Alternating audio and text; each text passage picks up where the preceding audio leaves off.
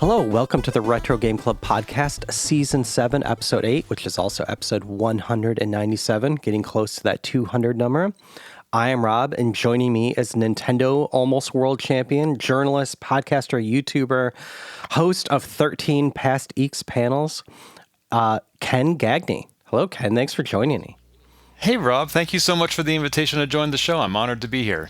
Absolutely. Yeah, just so people know, Ken is the creator of Juiced GS Magazine, which I have received for many years, and it was the subscription renewal that I was like, wait a minute, how hasn't Ken been on this show before?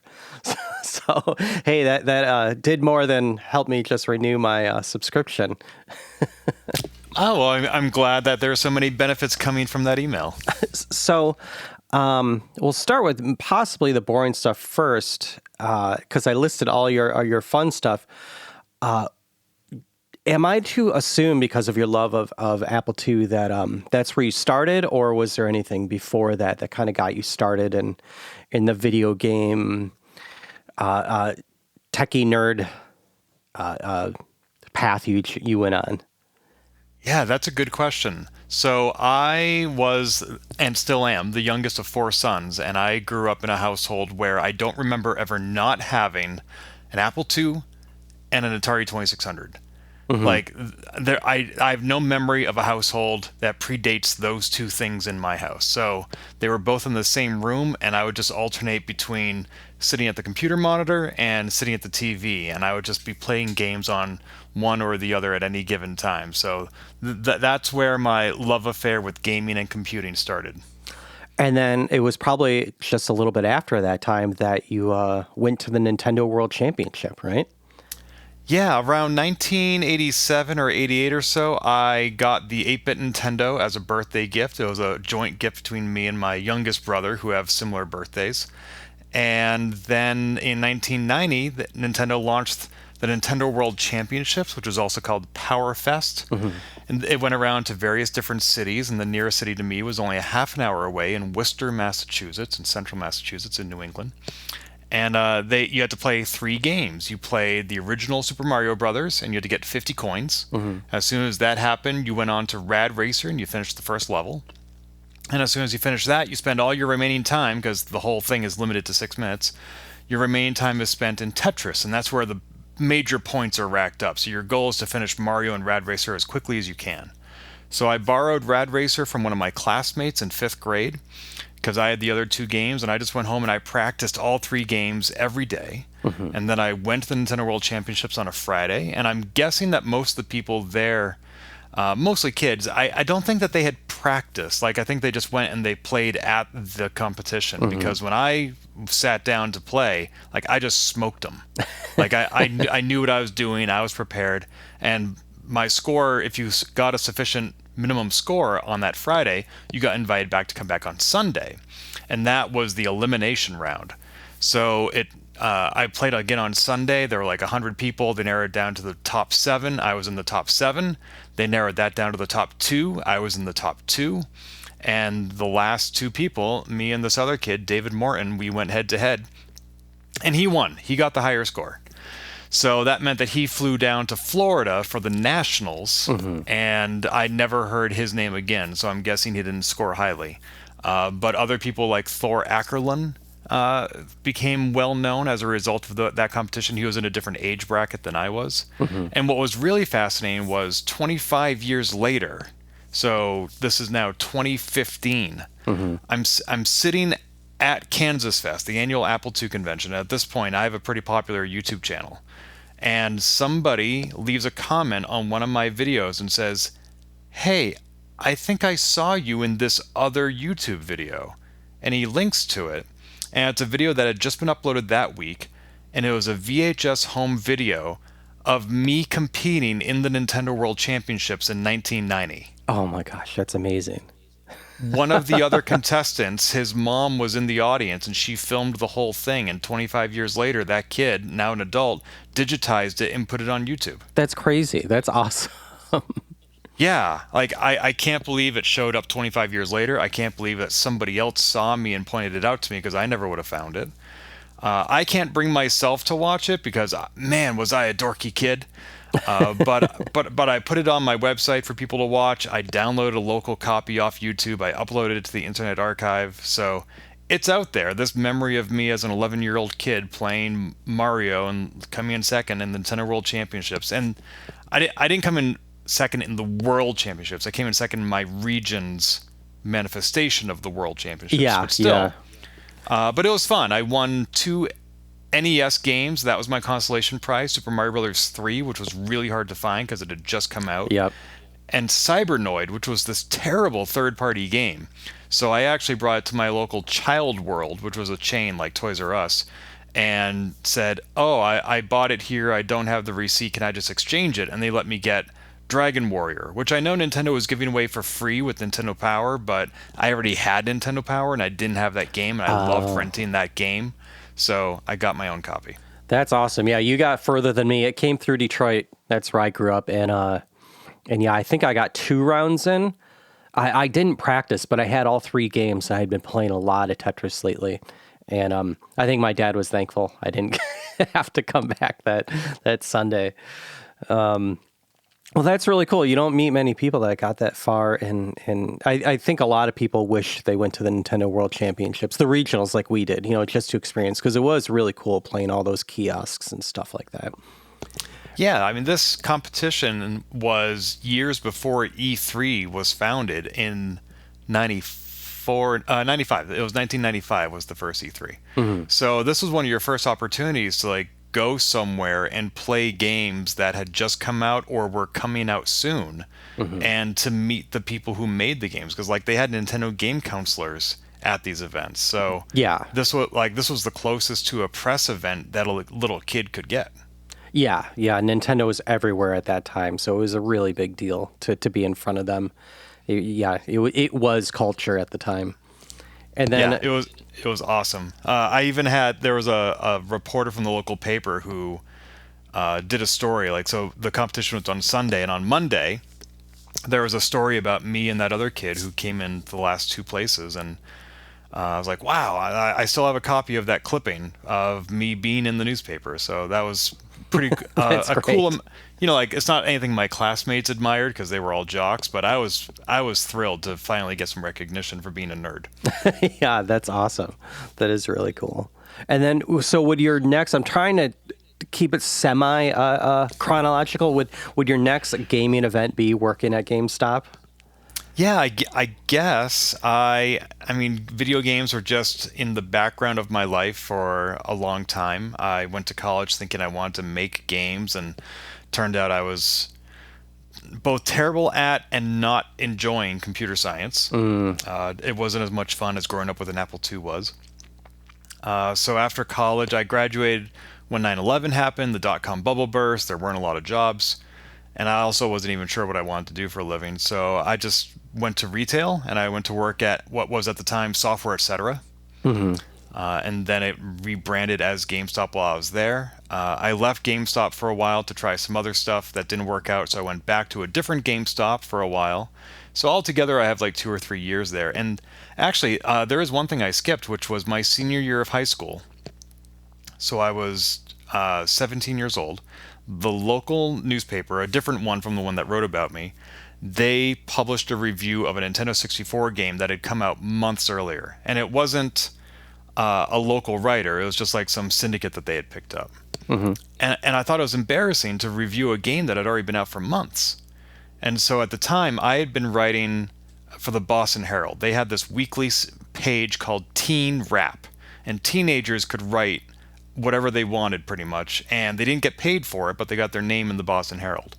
So for years, I would just write reviews of video games for the Boston Herald for free. I'd send it in. That's actually how I got my credentials to go to my first E3.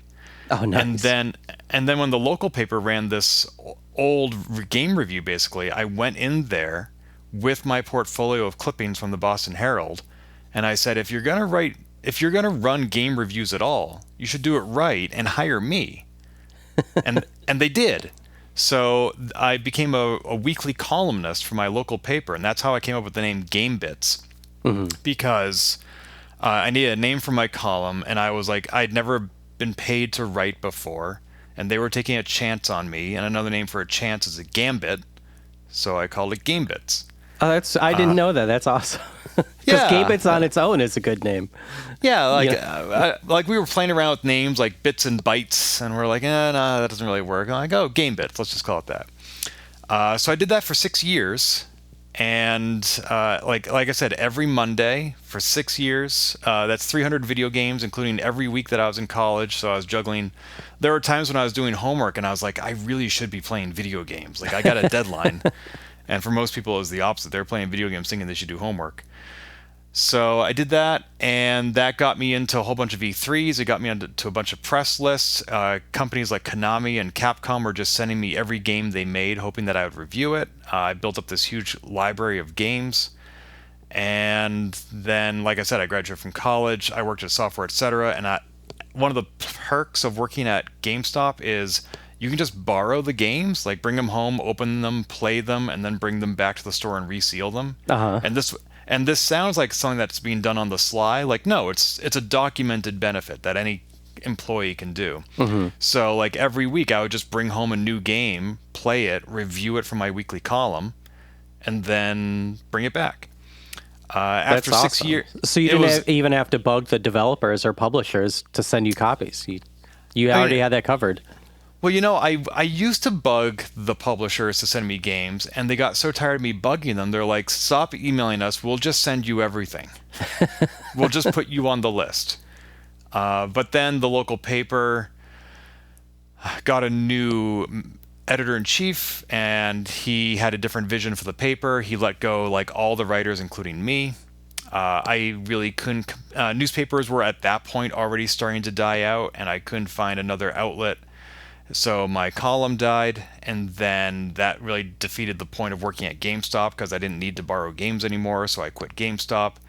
And that's when I started a more salaried career of like teaching, publishing, project management, etc. You know, growing up and becoming an adult. Yeah, yeah. Is that around the time that you got into Computer World magazine? Yeah, pretty close. So after I left GameStop, I spent 2 years as a high school teacher, which was one of the best jobs I've ever had. I loved it so much. I was teaching tech writing and film studies and a bunch of other stuff. And then from there, I went to work at Computer World. So Computer World was a B2B publication, which means business to business. You don't find it on newsstands. It's not for consumers. You have to basically apply to get a subscription. Mm-hmm. And it was aimed at chief technology officers, chief executive officers, and the like. And I was there for 6 years. My title was editor, but I basically did everything that nobody else wanted to do. I was, even after I left 6 years later, I was still the newest hire because they hadn't hired anybody after me. The magazine just kept getting smaller and smaller. And it's not a print magazine anymore. It's just a website. But I got to do a lot of writing about video games, which really isn't an enterprise IT topic, but they humored me. I interviewed some Apple II luminaries. The former editor-in-chief of Insider A+, actually, that used to be published by the same company that made Computer World, and he came back to work for us under a different brand. So his office was just like 2 doors down from my cubicle, which was really cool. I had my Apple II GS in my cubicle at work. And Rob, you said that you were familiar with Computer World? Yeah, I knew about it just because I've been in IT since '94, which is when I was a junior in high school. And I'm like a nerd's nerd. So some places I went, I've seen it around. I've never had it, but like I knew about it. And yeah, and you also said that randomly one of the Retro Game Club episodes you listened to, we cited something you wrote that happened to be wrong, and you went back and since we didn't say it was wrong, you realized it was wrong, and you went back and since corrected it. Do you remember what that was? Yeah, it was an episode you aired, I think, last April, and you were trying to figure out the date of death of Doug Smith, the creator of Lode Runner. Oh. And so you went to Wikipedia, and it said citation needed for his date of death, and you went to the talk page, and one of the people there said that Computer World wasn't really a reliable source because they'd gotten his age at the time of his death wrong. And then you pulled up the Computer World article that person was citing, and it was an article that I wrote. So every single year. So when I was an editor at Computer World, I was on the features team. So in addition to daily news, features are the longer form journalism that take a while to percolate. And I was on the team that came up with the ideas for these topics. So when Steve Jobs passed away, he passed away in October, and I was on the features team, and it was just before Halloween, and I was just entirely tongue-in-cheek with this, and I said, there are a lot of people who founded this computer revolution, like Steve Jobs, who are getting older and are starting to pass away. Maybe for Halloween we should do a feature story about who's next. Like, who do we think is going to die soon? Oh. And I was joking, and my fellow editors knew that, but they said, Ken, there's a germ of a good idea in there. Maybe every December we should do a story about who has passed away this past year, who didn't get the recognition that Steve Jobs did, but should have. Mm-hmm. So I was on the editors team that helped assign that story out to a freelancer every year. And after a year or two, I left Computer World under very good terms. And they said, do you want to become the freelancer who writes the story that you had the idea for? So every year, basically, since I left Computer World, I've been writing this story about the tech luminaries we lost in the past year. Mm-hmm. And one year it was Doug Smith. And he died suddenly and unfortunately. And there wasn't really like an obituary that I know of. But so you aired that episode last April. And then I didn't even hear it until last week or so. But last September, I happened to go to that Wikipedia page for Doug Smith, and I saw that comment, and I realized, I can probably clarify this. So I reached out to Jimmy Maher of the Digital Antiquarian, mm-hmm. As well as some other folks, and I was able to determine his exact date of death and update the Computer World story that I'd written over almost a decade earlier. And then that became a canonical source that Wikipedia could then cite and say, this is the date that Doug Smith passed away. So by the time I listened to your episode, the Wikipedia had already been corrected, but at the time that you aired it, it had not. That's awesome. I'm glad we always talk about our podcast being like, if you want facts or anything, don't come to us. We're here more of we're just here to play some games. Don't take any advice from us or anything like that. So I'm glad somehow we helped with real factual stuff. Yeah. I think it's important. Things on the internet can last forever, mm-hmm. and you never know who's going to be citing it or referencing it. My senior thesis in college was about moral panics over youth culture and video games, mm-hmm. About how in every generation there's this new form of youth entertainment that the adults demonize. It was in the 50s, it was rock and roll. In the 60s, it was comic books. In the 70s and 80s, it was Dungeons and Dragons. In the 90s, it was video games. And then when I graduated from college in 2001, I had my own website, which not a lot of people did back in 2001, and I just put that thesis online for free for anybody to read. And as a result, it's not that it was a particularly high-quality product, but it was one of the few academic papers on that topic available online for free in 2001. Mm-hmm. And as a result, it actually got cited quite a bit. So I didn't put that up there to expecting that anybody else would find value in it. I just hey, this is content I can use to build out my fledgling WordPress website. Well, it wasn't WordPress in 2001, but it is now. Mm-hmm. And I was one time I went into, I think it's Google Scholar, and just looked for citations. I was oh, there's half a dozen people referencing my paper from 25 years ago. I did not expect that. That's really cool. Well, keeping it with journalism and stuff like that, that brings us full loop back to the Apple II, where you either created or co-created the Open Apple podcast and Juiced GS Quarterly Magazine, correct? Yeah, when I was working at Computer World, the editor-in-chief, Don Tennant, had a weekly editorial, and we wanted to make a podcast out of it. It was just a monologue, a 5-minute monologue where he would read his editorial aloud. And I learned how to edit audio to produce that podcast. And in fact, just last week, I actually found all my original files for that. I'm going to try to export them to MP3 and put them on the Internet Archive. But that taught me audio editing in Audacity, which I still use.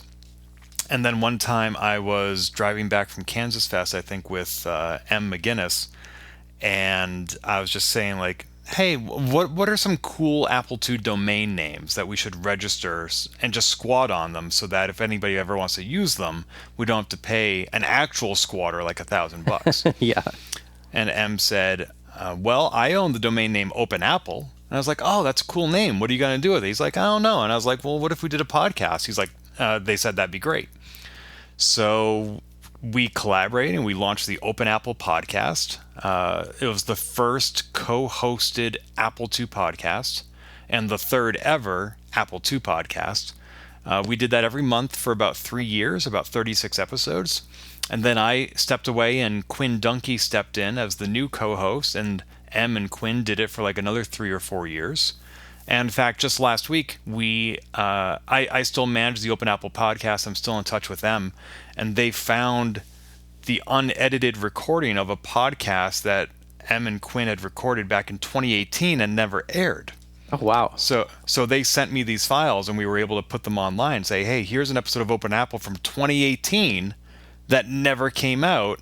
And now you can listen to it as like a snapshot in time from 7 years ago. That's I can't believe that's 7 years ago. That seems like 2 years ago, right? I know, right? Yeah. So yeah, I discovered Open Apple probably around the time Quinn started, because I listened to it for a few years, and if you said she did it for a few years, yeah, that's great. That if anyone hasn't listened to that podcast, I actually feel like it has the same demeanor as this podcast, where it's pretty low key. No big bombastic voices or anything like that, kind of a little bit of goofing around, pretty chill. So I would definitely recommend it to anyone who likes tinkering with Apple IIs or gaming on Apple II. It has it all. A lot of programming stuff too, which I really appreciate.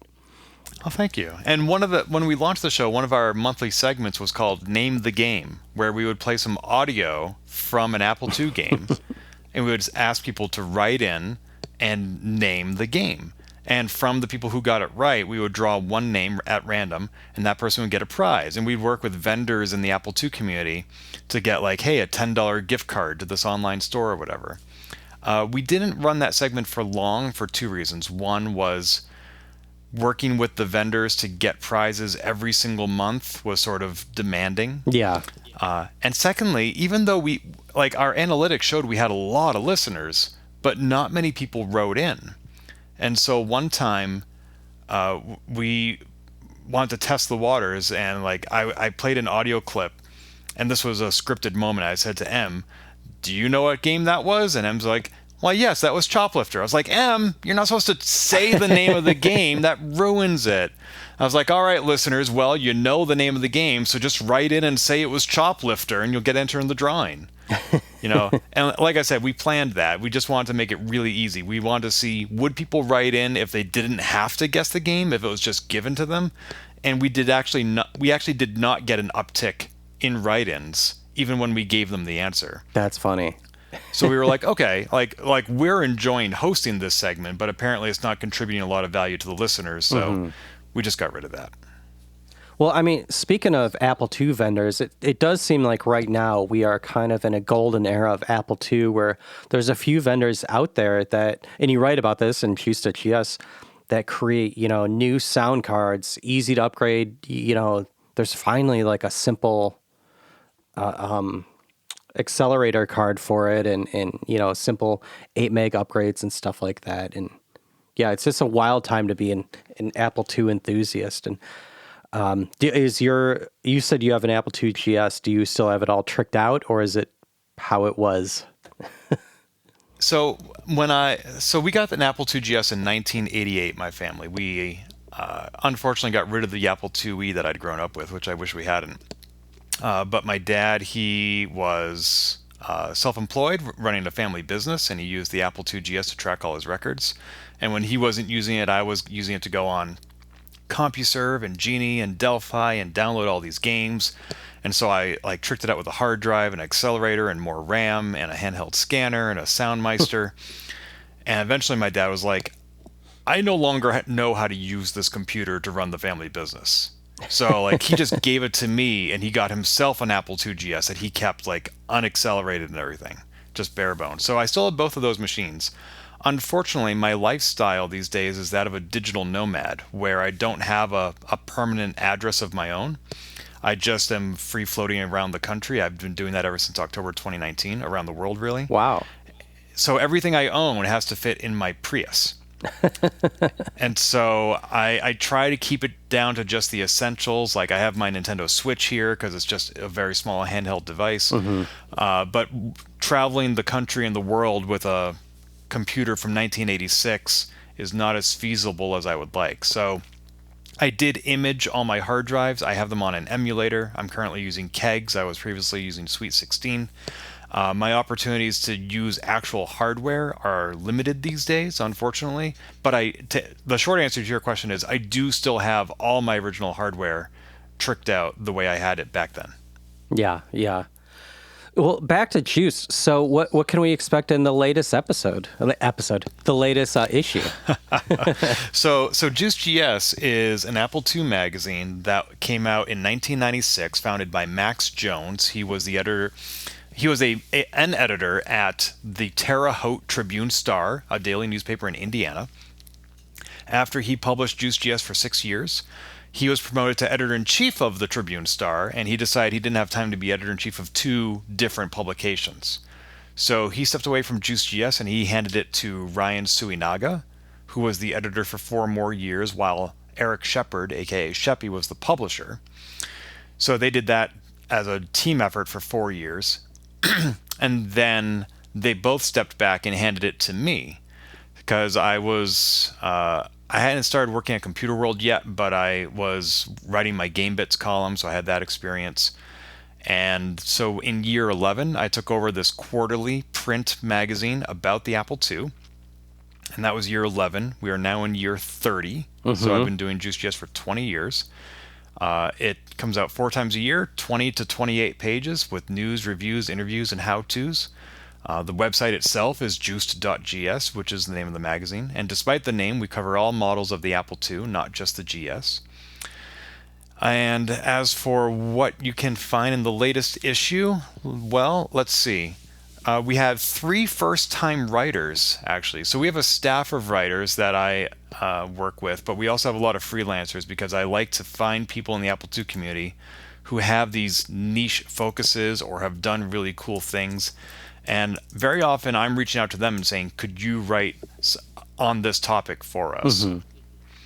And we have 3 first-time writers. So our cover story is about Eamon, EAMON, which is a modular adventure game for the Apple II, entirely text-based, where you can build up a character and just download adventures to send him on, which is pretty awesome. We have M. McGinnis from the Open Apple podcast, who used to be on the staff of the magazine, still occasionally writes for us, writes about a Porsche 935 K3 that that Paul Newman used to race, and which was decked out in Apple logos as an advertising gimmick back in the day. We had the Eamon article, was written by Hugh Williams, which is a first-time writer for us. He runs the Eamon Wiki, found at eamon.wiki.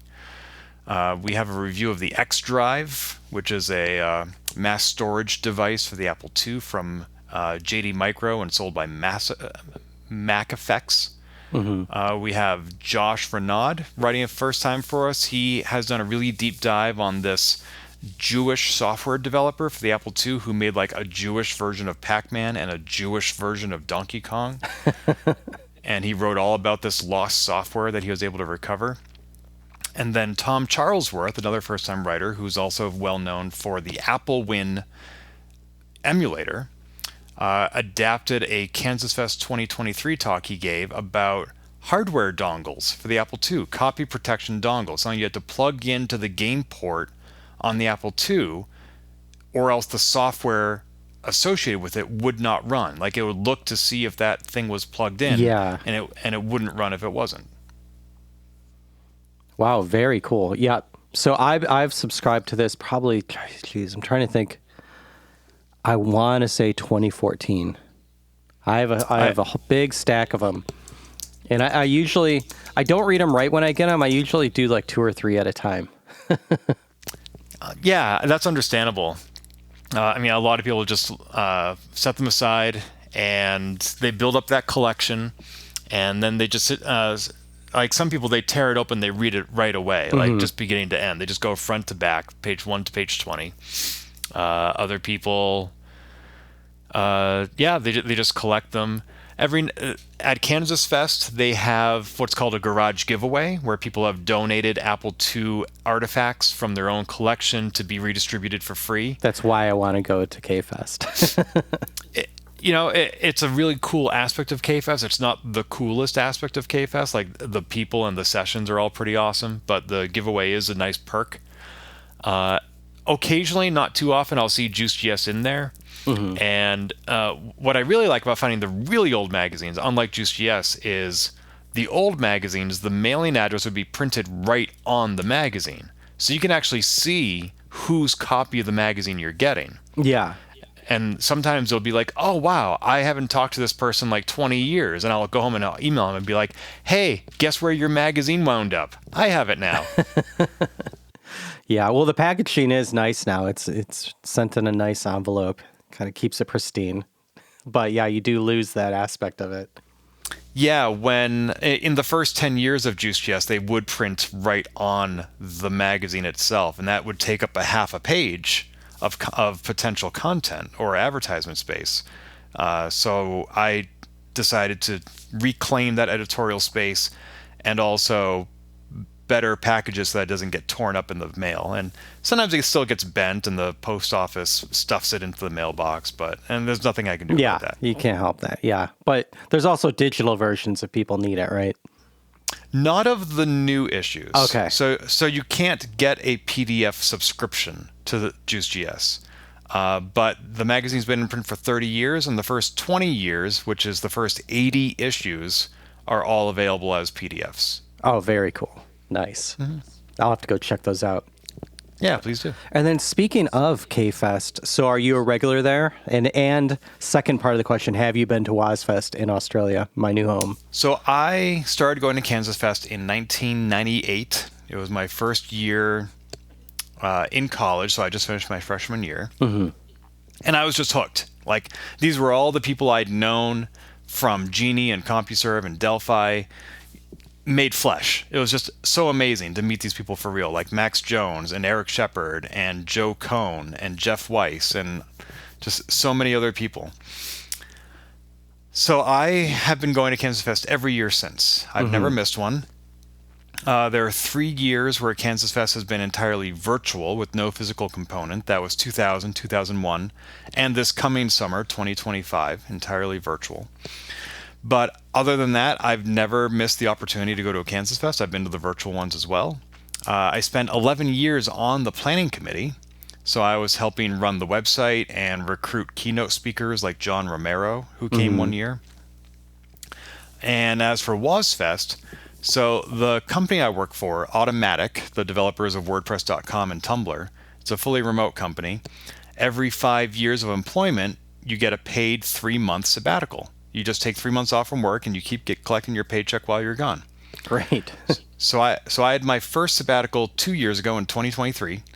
Actually, this time 2 years ago, like April 7th, I was in Australia. I went to Australia on my sabbatical. I had been to Australia as an undergrad for a semester of school, and I wanted to go back. So I went to Hawaii first, which I'd never been to, and then I flew to Sydney. And I met up with Sean McNamara and Andrew Rowan, and I went to WozFest. Oh, that's great. Yeah, I still haven't been. I haven't been to either. I'd like to go to both. It was great. The timing was a little unfortunate because I landed around Easter, which is a much bigger holiday in Australia than it is in the USA. And a lot of people travel and are out of town or with family.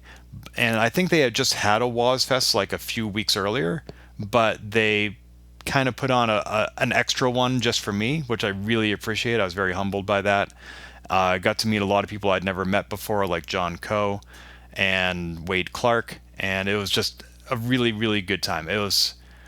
it was a model for what I wish we had more of in the United States. Yeah, I've I could imagine that. And yeah, the about Eastern Australia, yeah, they kind of treat it as Labor Day. It's like the last weekend that everyone gets off right before it cools down a little bit. Mm-hmm.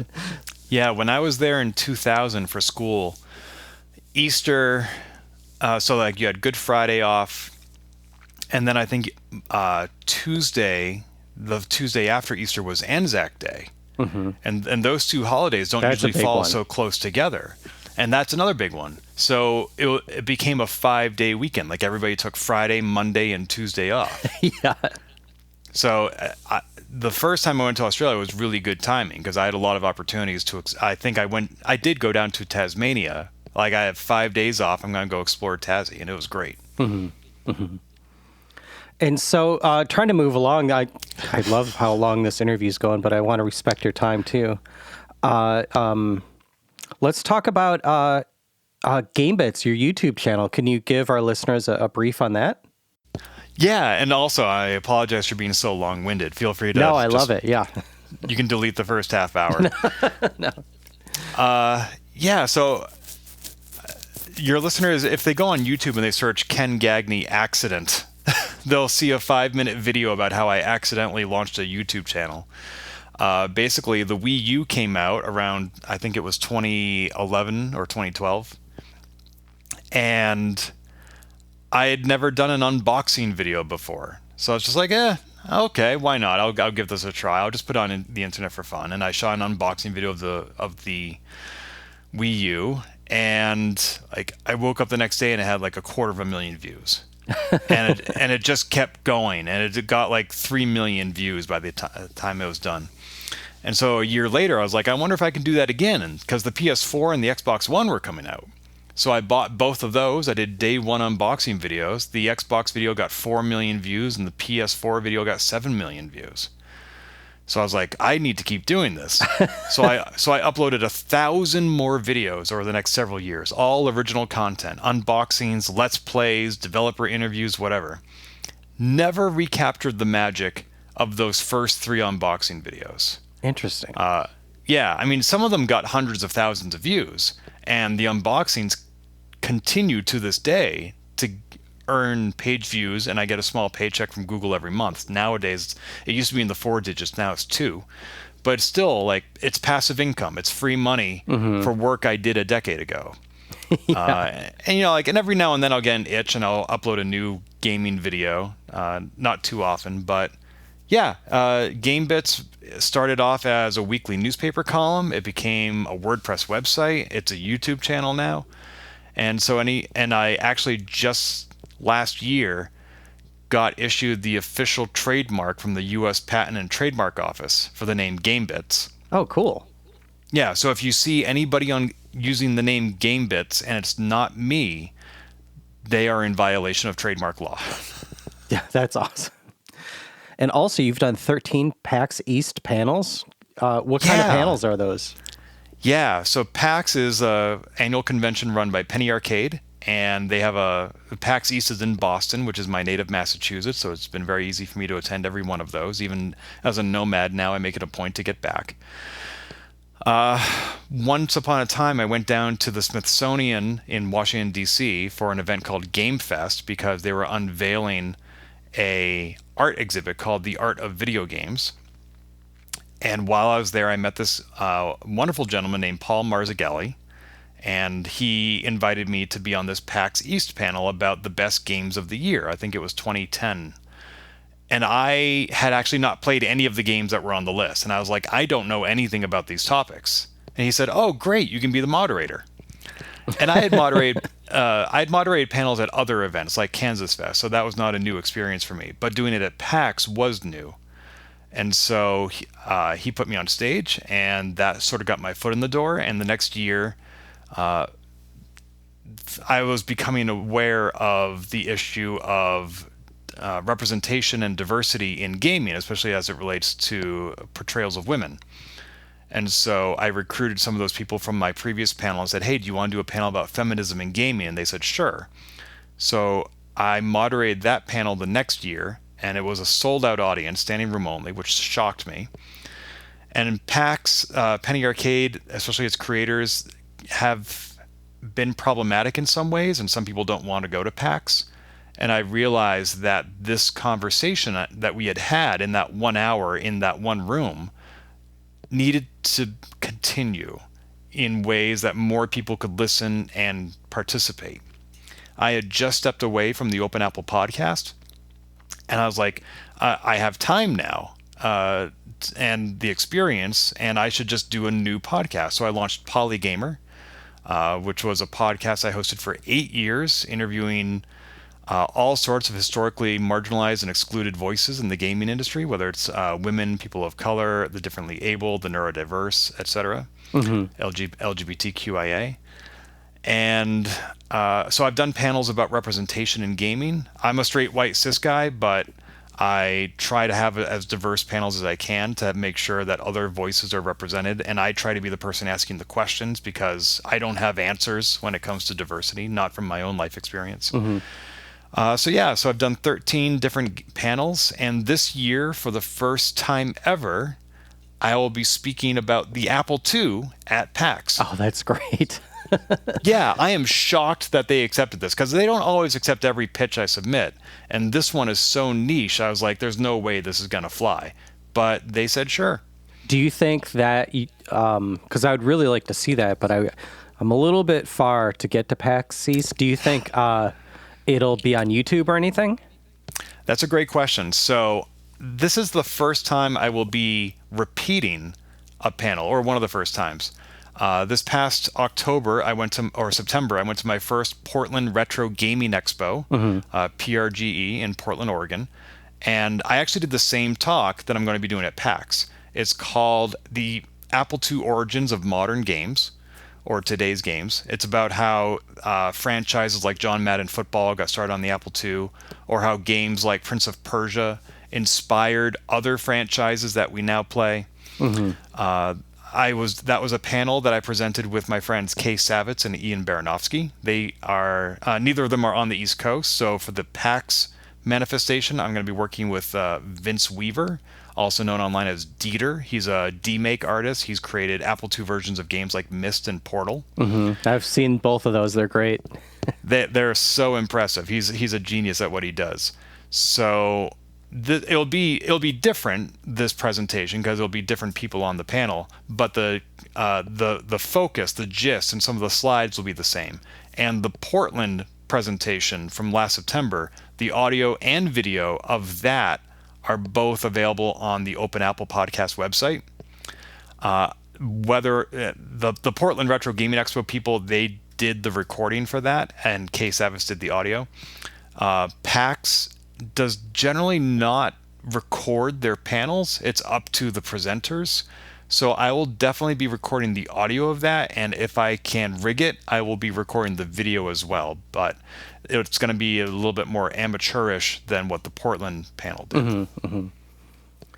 Well, do you care to stick around for the rest of the podcast, help co-host us with me?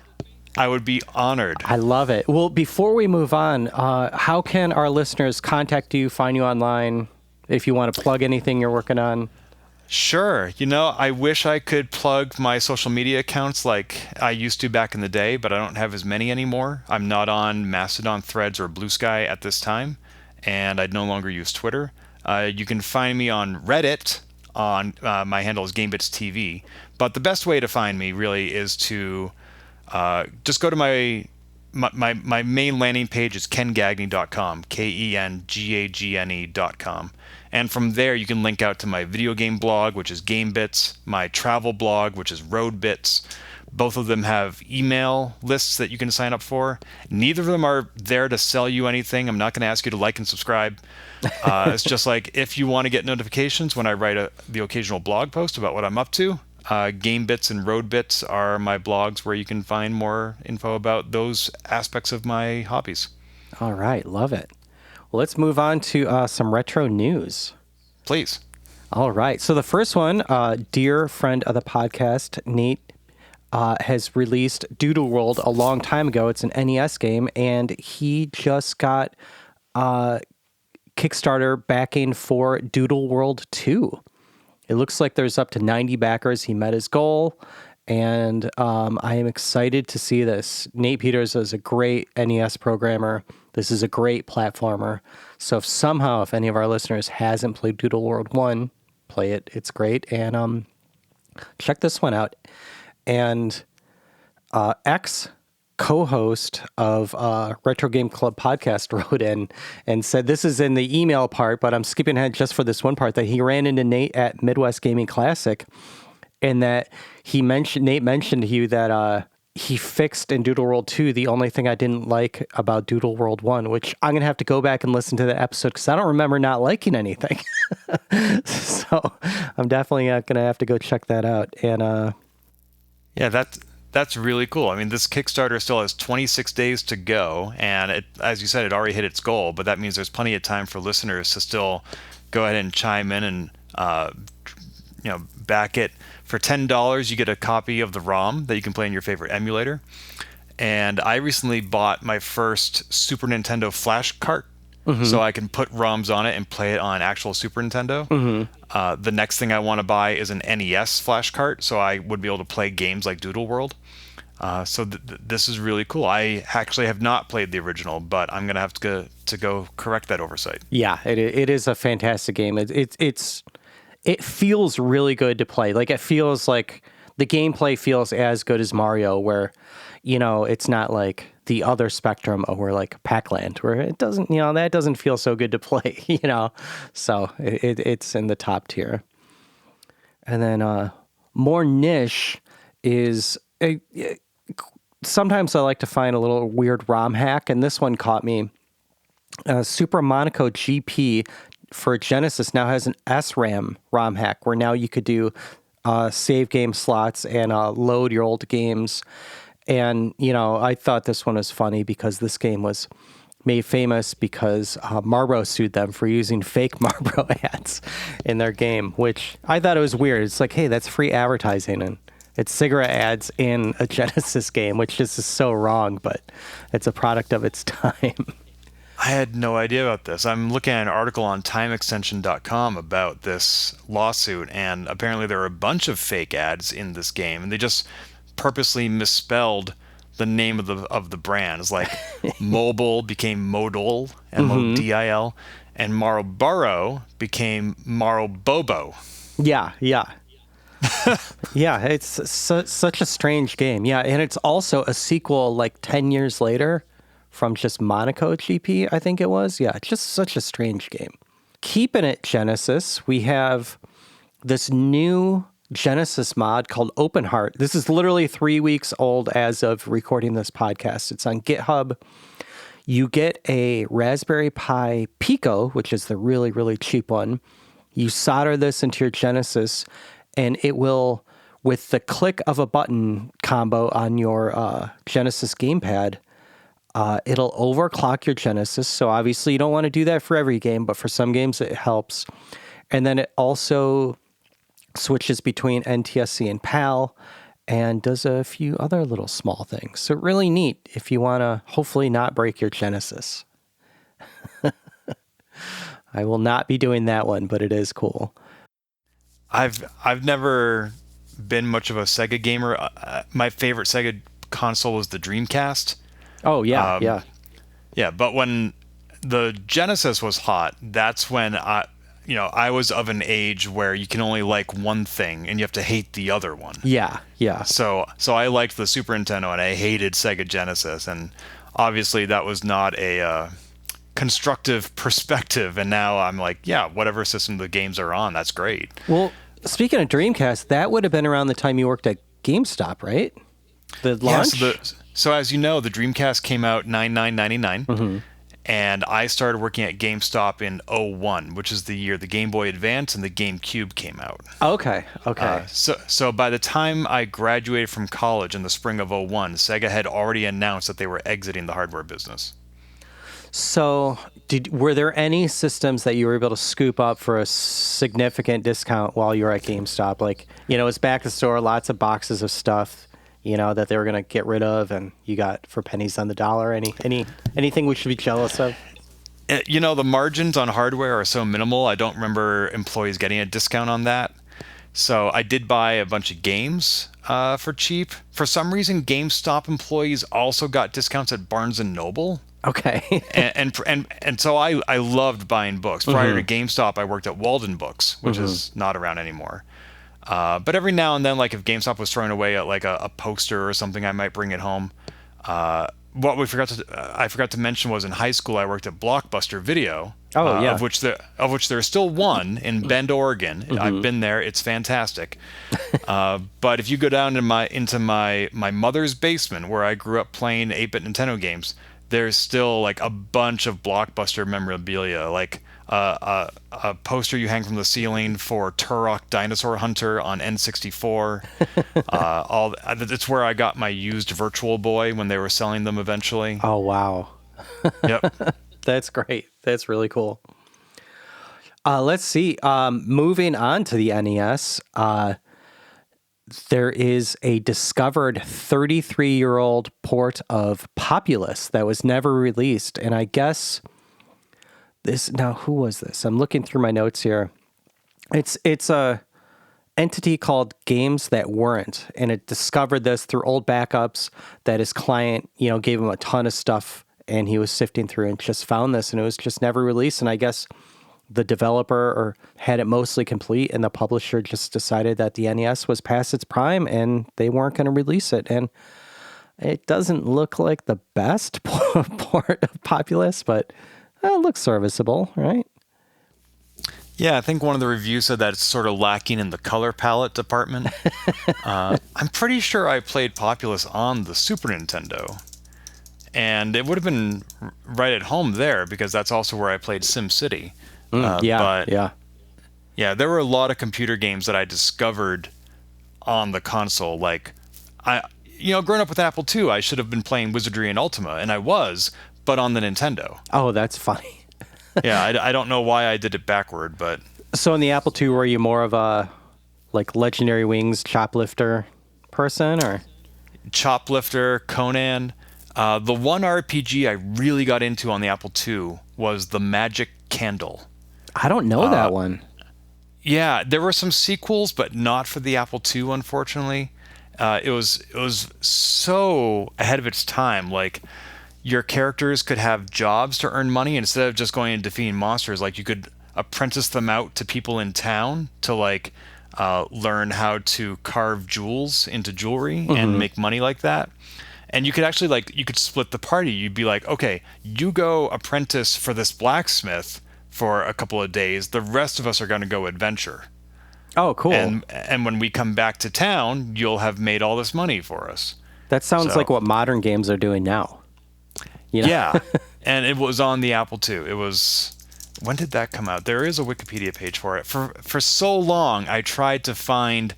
Ali Adabek, the guy who created it. I remember calling Interplay one day and be like, "Hi, does Ali still work there?" Because they didn't make the Magic Candle, but I learned that that's where he went afterward. I think it was Interplay, and I was just I was trying to get somebody to release the rights to this because there used to be this movement called the Lost Classics, where people were getting Apple II commercial software legally reclassified as freeware or public domain. And I just wanted everybody to be able to play the Magic Candle.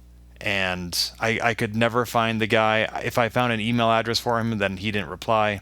Oh. But yeah, this game came out in 1989 for Apple II, Commodore 64, MS-DOS. It was great. Wow, I'll definitely check that out. Moving back to Sega, this is a strange one. This is from sonic.sega.jp. So obviously my Chrome browser is translating it, but this is a Sonic World Story. So if anyone remembers the Hyrule Historia, that book that came out for Zelda's timeline, this is a bit like that, but for Sonic.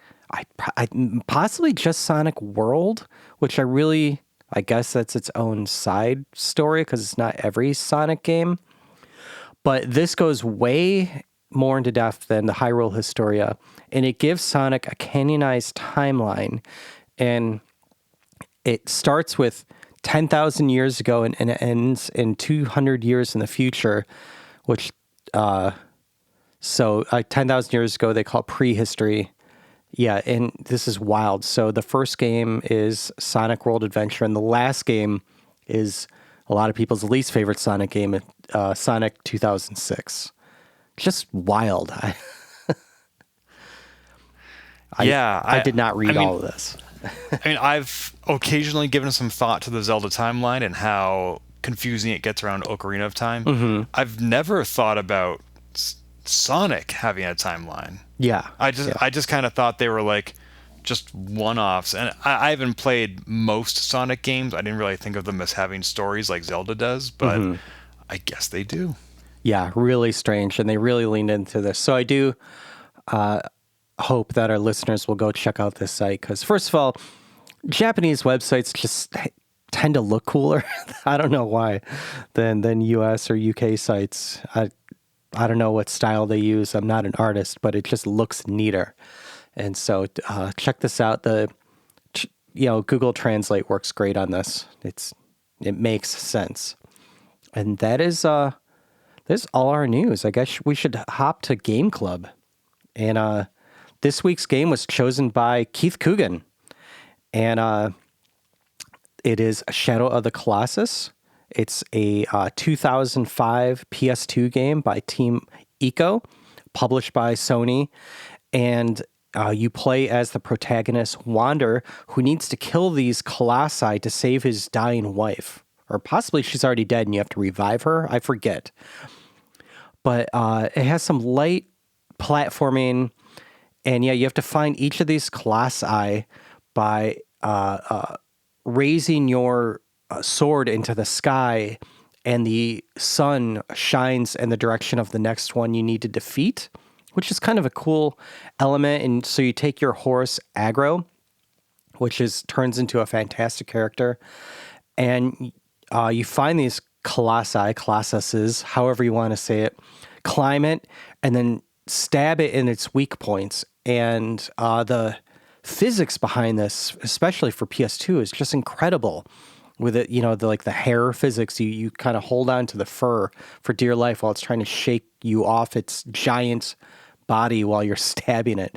And I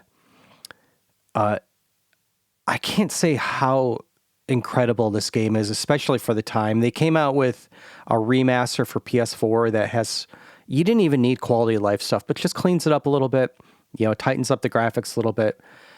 And there's almost no talking in this entire game. And that said, I would say this is in my top 5 best game stories and endings. Like, this is a 10 out of 10 game, no notes. The audio is great. The visuals are great. The gameplay is great. It does have one of the best endings ever in any game. And you could get through it in a few hours. I forget how long it took me to beat 6-10 hours, something like that. Not long. And I'm glad Keith picked this one. I would have never, because PS2 still doesn't feel retro to me, but I guess it is. And I humbly beg anyone who hasn't played this game, check it out. Ken, have you have any history with this one? I wish I did. My friend Mark lent me the PS2 version, but this was back when games came with manuals. Yep. And he had lost his, and I couldn't really figure out how to play, and I didn't put a lot of effort into figuring out. I'm sure I could have. So I just lent it back to him. And then my friend Gene, he actually came up with the name for the Star Trek podcast that I currently co-host called Transporter Lock.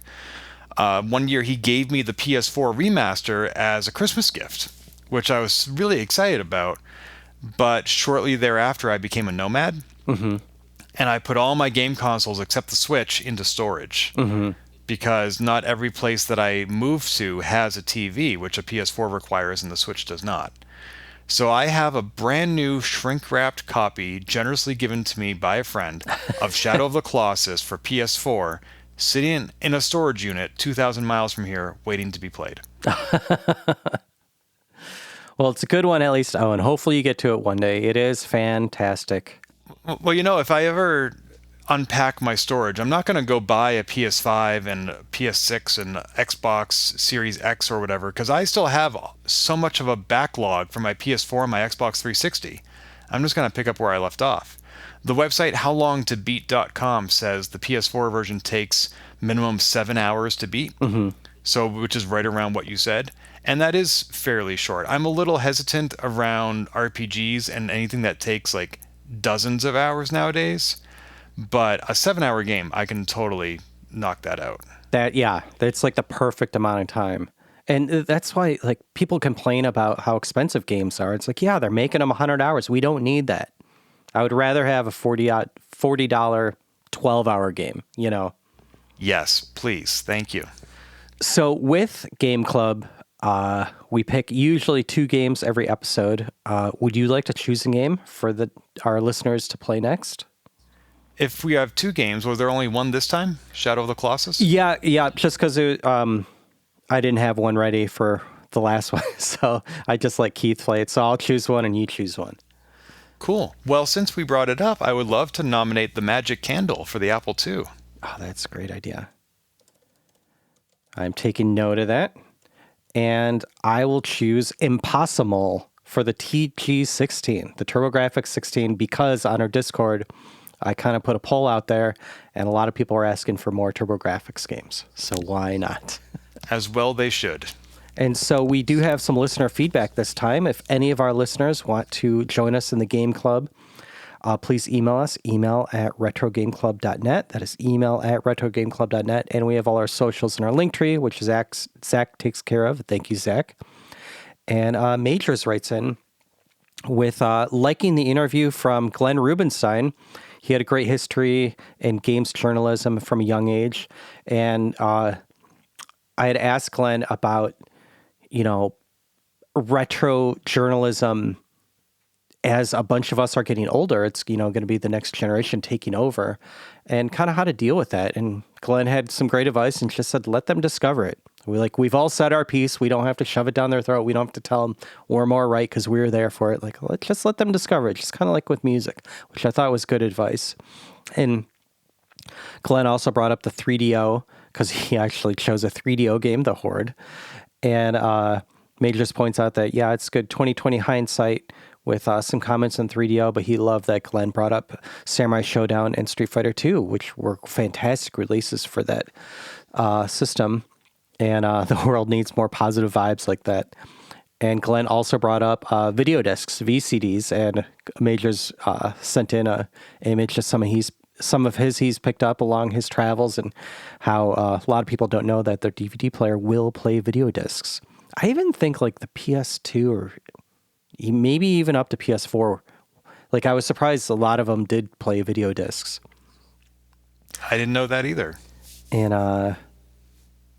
And yeah, he just says he'd like to try playing the Horde. And Majors, if you do the Saturn version, don't do the 3DO. The Saturn one's just easier to emulate. Ken, you might want to go back and listen to that Glenn Rubenstein interview I did, because a lot of what you said and he said, you guys kind of shared a similar history where he was a high school video game reviewer for a local magazine or a local newspaper, and then went into games journalism after that. So I think you guys have a lot in common. Oh, that's fascinating. I would love to do that. I have not had the opportunity to explore the majority of your back catalog yet. I've really enjoyed what I have listened to, but you pointing out specific episodes is a great way to hook me further. So nice. Some gateway drugs there. And Love it. And then Hughes, I don't know who this guy is, writes in, like I said before, and he talks about the running into Nate and talking about Doodle World 2 at Midwest Gaming Classic. And he writes in also about Ninja Gaiden 2. It wasn't really his thing, but he thought the story was cool, and that was written by Masato Kato, who would later go on to do Chrono Trigger and the sequel Chrono Cross. And one of the previous games I chose was RoboCop, and Hugh does not like the RoboCop movies, and he thinks the games are better than the movies, which fair enough. The game actually does play pretty good. To connect this to one of your earlier episodes, Masato Kato was the writer for Chrono Trigger, which was localized by Doug Smith, creator of Lode Runner. Oh, nice. I had no idea. That's awesome. There you go. It's the circle of life, right? And so thank you both for those emails. Again, that's email@retrogameclub.net. And some social media questions. What is the most amount of money you ever spent playing a game in the arcade in a single sitting? And Starsky writes in and says it's the Simpsons arcade games with Mr. Burns being pretty cheap. And I'd like to point out that I used to own that cab. And yeah, once you play that game through with, unlimited, quarters because you own the cab, there's no reason to own it other than if you have a party and people come over. It's, it's just made to suck your quarters. Someone else writes in saying doing multiplayer in Gauntlet or Gauntlet 2. Now he plays in an emulator and sees no point. The whole thing is designed just to take your quarters. The same bowling alley also had Black Tiger, which his brother got really good at and could get really far in a single quarter.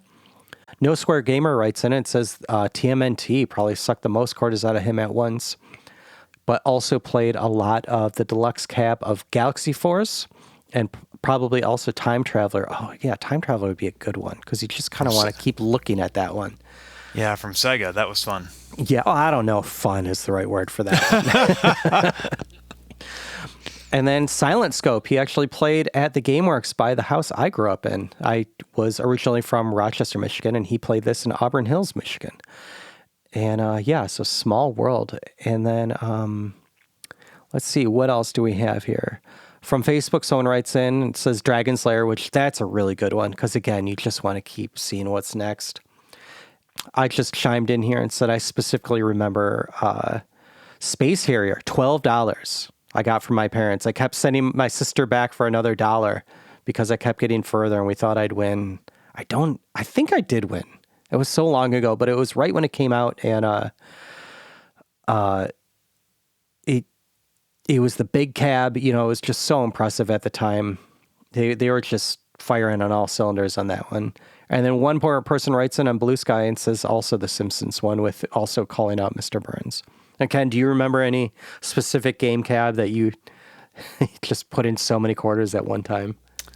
I don't remember a single game. I mean, my parents were pretty stingy with their quarters, so I don't think I ever made it all the way to the end on something that wasn't set to free play. Yeah.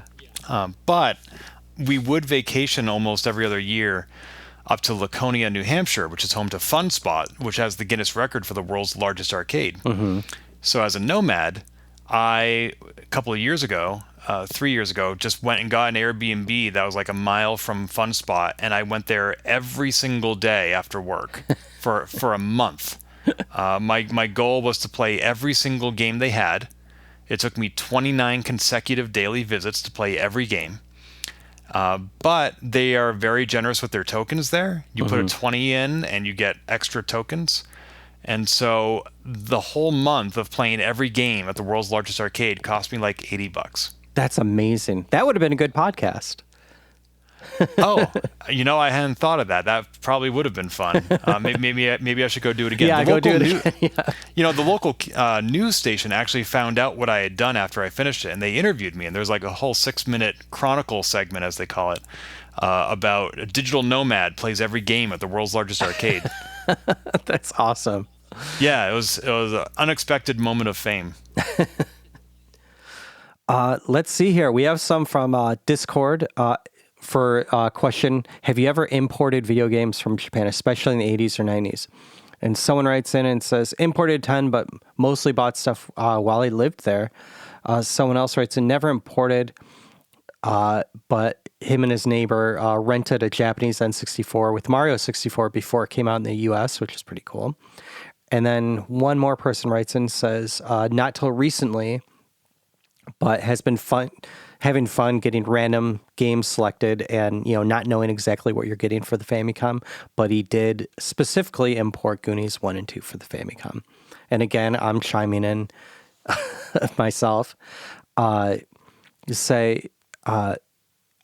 first imported PS1 games through Yahoo groups. I would trade US games for Japanese games and just to see what was out there and to get some weird stuff. And because before that, I would always just drool over the magazines, their Mega Drive selections and stuff like that, and in the back of these gaming magazines. But I didn't know if I ordered a Z64 Mr. Backup, which if people don't know, it was a thing you put on top of your Nintendo 64 that accepted zip disks.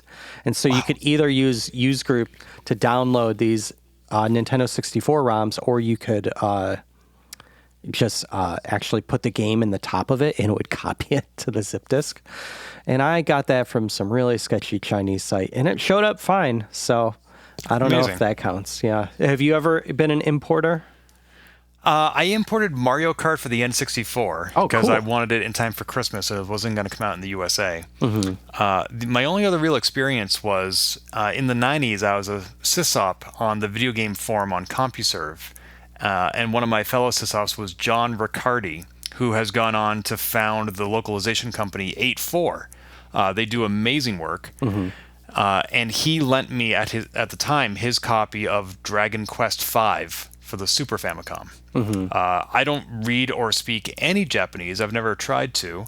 So it's really hard to play an RPG when you don't even understand what the menu options are. Yes. But like he wrote me a little guide, be like, just, like go north. When this person asks you this thing, choose the second option, etc. I got to experience it a little bit, and then I sent it back to him. But that was really nice of him. That's cool. Yeah, he's a good guy. I like him. Lately, though, when I was in college, I found that when I would travel overseas, I would buy copies of my favorite books in foreign languages, even if I didn't read them, just to have like a different version of it. And now, 20 years later, what I find myself doing is buying Japanese versions of my favorite video games. So like I went to a vintage gaming convention in Colorado 2 months ago, and I don't know why, but I bought like Super Mario Brothers 3 for the Famicom, Zelda 3 for the Super Famicom, Final Fantasy 5 for the Super Famicom. I still don't read Japanese. I'm like, I don't know what I'm gonna do with these, but now I have them. Yeah. You have them, you cherish them, you look at them. Well, you don't. Your storage unit does, right? I mean, you are correct. Like maybe twice a year, despite my efforts to the contrary, I accumulate enough physical stuff that I don't want to or shouldn't carry with me, and I just put it in a box. I ship it to Massachusetts, and someday it'll be a gift for my future self. Yeah, that's a good idea. I like that. Well, our next question of the episode comes from Starsky on Discord. Is there a game that you've already played that you wish you could experience for the first time? This is for the next episode, but are you quick enough to think of one on the spot? I mean, the first answer that comes to mind is Final Fantasy IV, which when it came out in the States was known as Final Fantasy II. But if I were to play it for the first time today, like with 30 years more experience in gaming, I don't know that I would be as impressed as I was back then. But that game, a lot of people prefer Final Fantasy VI to Final Fantasy IV. I'm not sure about that. I think Final Fantasy IV is still pretty awesome, and I wish they would release the After Years, which is an actual sequel, for a modern game system. It came out for the Wii, and pretty much almost nothing else domestically. Maybe the PSP. But yeah, like the same. It's rare for them to do an actual sequel to a Final Fantasy game with the same characters in the same world, and they did it with this one. And I've still never finished it. Interesting. Yeah, I don't know a lot about the original Final Fantasies. I only recently played 6, so I'll have to check that out. I'll have to research that. Well, if any of our listeners has an answer to the game they wish they could experience for the first time again, if anyone plays the Magic Candle for Apple II or Impossamole on TurboGrafx, if you check out any of Ken's stuff, if you get Doodle World 2, if you mod your Genesis, or have any Apple II stories or anything you'd like to tell us about, email us, email@retrogameclub.net. Please get in our Discord. It's been pretty active and fun lately. And Ken, thank you so much for joining us. Rob, it's been such a pleasure to join you on the Retro Game Club. I really appreciate the invitation. Thank you, and I've had a blast. Yeah, thank you.